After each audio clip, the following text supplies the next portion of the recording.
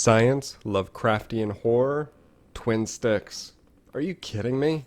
Let's just get right into this one. Tesla Force is the follow-up to 2018's Tesla vs. Lovecraft. Finnish Studios 10 Tons has made a name for themselves dominating the twin stick market. So let's get in a little bit deeper and see if Tesla Force is a worthy successor or just, a cash grab.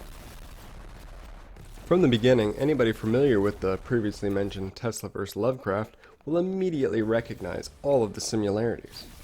Everything from the top-down perspective, the twin sticks, the battling scientist, it's all here. So what's a little bit different? Well, we got some new weapons, new environments, and a whole new story. We gonna spoil that for you? Of course we're not. Why would we do that? Then we're gonna have everybody yelling at us saying, "Why did you ruin it for me?" But that's not really the point. You wanted to know, is this game any fun? Yeah, it really, really is. Visually, we're fine. Tesla Force is a decent looking game. Now granted, the environments could use a little more detail or just something to make it pop off the screen a little bit more. That being said, however, when are you going to have time to pay attention? The only reason that we're able to pay attention right now is because, well, we're reviewing it, and so we're going back over footage and staring at things that we couldn't see during the non-stop chaos. Enemy visuals, you got a handful of different types. Everything from your just kind of lone drones to things that feel like they were just ripped from the pages of a Lovecraft novel. You've got tentacles slapping around and beasts throwing things at you and all the sorts. But there's just, it's missing that one thing that might set it off just a little bit. Oh, and what was that? The hordes. What hordes, might you ask? The endless hordes that stomp you and destroy you unless you're armed up. Visually, Tesla Force is fine.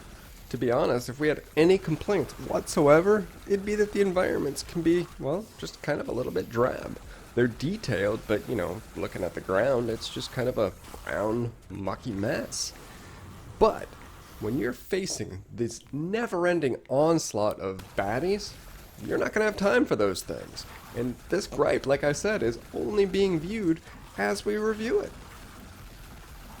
Enemy variety is pretty decent. I mean, it's not going to blow your socks off, but you know what type of enemy you're dealing with and what they're capable of on visuals alone. The screen's going to be constantly filled with the variety of different projectiles coming either from the variety of weapons that you have or the enemies themselves.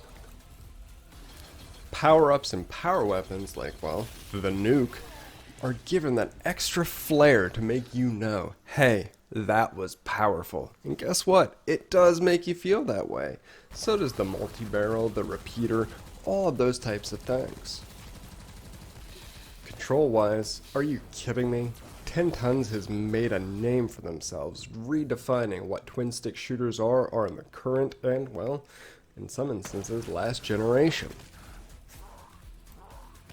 Going back to the likes of Crimson Land, Time Recoil, and Neon Chrome, it really shot to prominence when Judge, or Jidge, if you listen to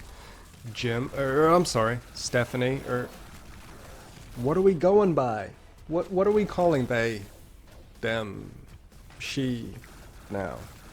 Anywho, the Jimquisition did a great job shooting Judge to prominence with its, well, ability to be an amazing rogue-like twin-stick shooter. Sure, the grind is there, but it's worth it. Everything that you do pays off in the end. Unlock new weapons, upgrade your character, unlock new areas, new abilities, new perks. Everything is rewarding, always hearkening the player to come back just one more time because that next item is just out of reach.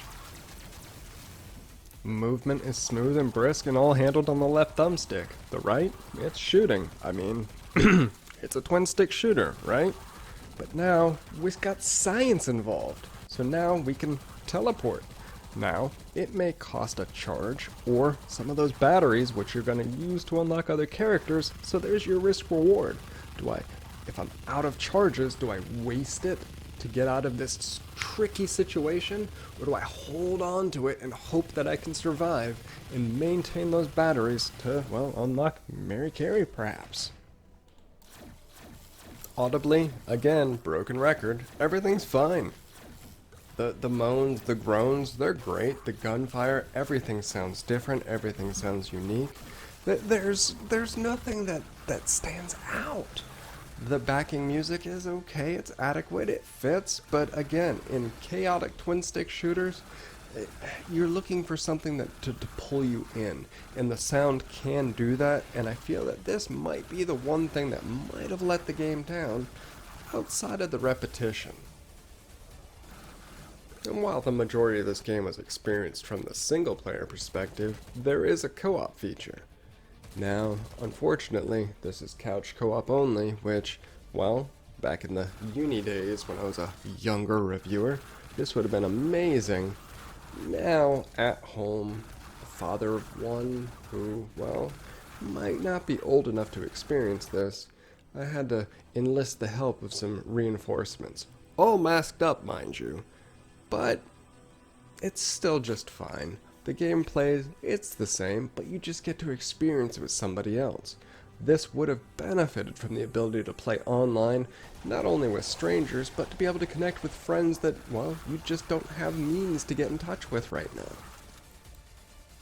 Insane power-ups, over-the-top gadgets, a little bit of, I guess, science history, and, well, H.P. Lovecraft or Tesla himself, then this one's right for you.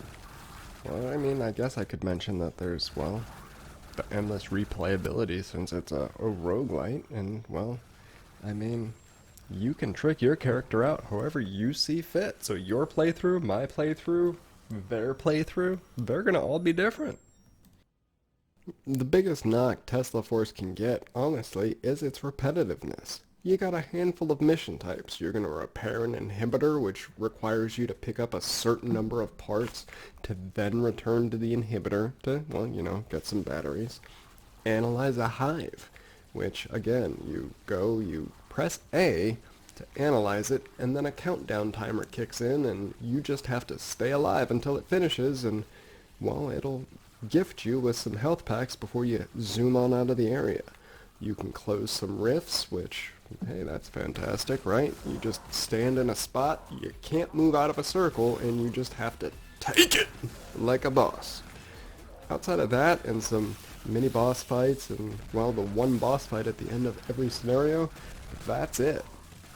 $1 million question. Well, I mean, if you're in North America, I guess the $16.99 question.